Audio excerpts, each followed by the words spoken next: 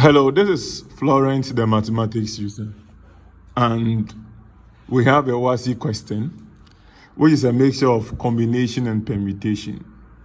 And first of all, when you stay here, it says n combination 4 over n permutation 2 is equal to 1 over 2.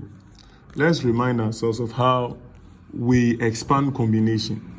Basically, combination is expanded if we have n combination r. It is written as n factorial over r factorial multiplying n minus r factorial. And now when it comes to permutation, n permutation 2 or n permutation r, we have n factorial over n minus r factorial.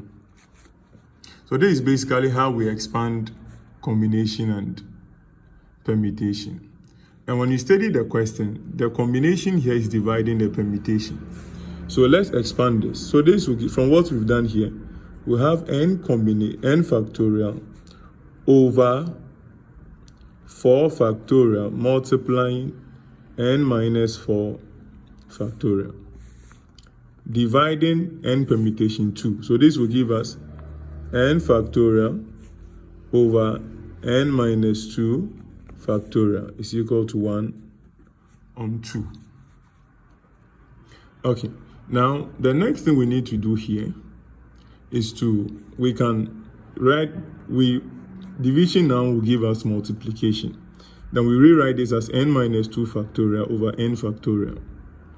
So now we have n factorial here over 4 factorial multiplying n minus 4 factorial multiplying n minus 2 factorial over n factorial is equal to 1 over 2.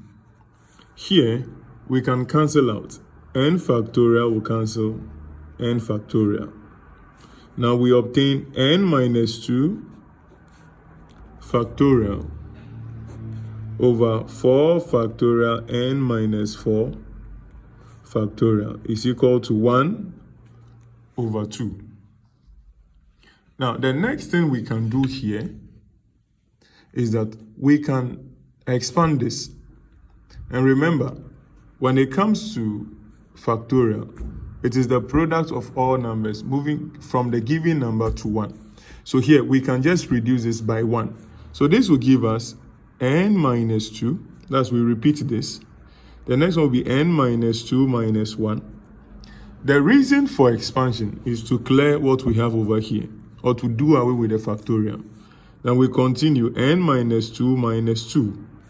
We want to end factorial is equal to 1 over 2 here, all over 4 factorial over multiplying n minus 4 factorial. So if you study this carefully, now n minus 2 factorial is the same as this, so this will cancel out. Now here, we have n minus 2, here will give us n minus 3. So n minus 2 multiplying n minus 3 here over 4 factorial. Now when you look at 4 factorial, when you multiply, or the answer will be 24. Because 4 factorial is 4 times 3 times 2 and times 1, giving us 24. So we are going to have 24 here is equal to 1 on 2. And if you study this, we need to expand. So now, n times n is n squared. Times this will give us negative 3n. This will give us negative 2n. And this will give us positive 6. Now we cross multiply. So our 24 will multiply here. And these two will multiply what we've obtained. So we expand. Remember, negative 3n minus 2n is negative 5n. So when we expand, the values will be changing. So 2 times n squared, then we'll do 2 times negative 3n, 2 times negative 2n. But if you study this one too carefully, we can basically cancel out. We can divide through by 2. So we divide here by 2. and here by 2. And 2 will cancel out 2, giving us n squared minus 5n plus 6. Now, this one we cancel out will give us 12. Moving across the equal sign will give us negative 12. Then we have is equal to 0. Now, we are going to have n squared here minus 5n minus 6 is equal to 0. And we are having a polynomial with degree 2. Now, how do we solve this?